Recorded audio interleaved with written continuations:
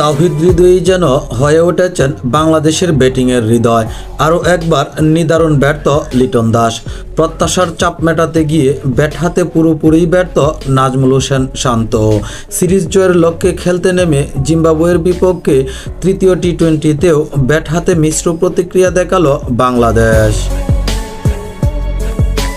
তামিমের বিদায়ের পর হৃদয়ের সাথে যোগ দেন জাকের আলী।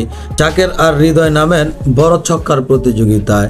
জাকেরের 87 মিটারের ছক্কা হৃদয় বল পাঠালেন 89 মিটার দূরে। পরের ছক্কায় জাকেরের উপাদান 89 মিটার দূরে।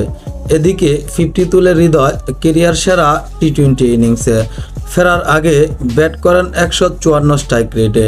হৃদয়ের দুরন্ত ব্যাটিংয়ে টাইগাররা পায় লড়াকু পুঁজি। 31 মিটার অপর দিয়ে 89 মিটারের ছক্কা হৃদয়ের ব্যাটে। একই ওভারে 34 মিটার অপর দিয়ে জাকের হাঁকালেন 87 মিটারের ছক্কা। দুই জুনিয়রের এমন ছক্কা হাঁকানোর প্রতিযোগিতা দেখে করতালি আগের ম্যাচের 103 মিটারের ছক্কা হাঁকানো মাহমুদুল্লাহ রিয়াদের।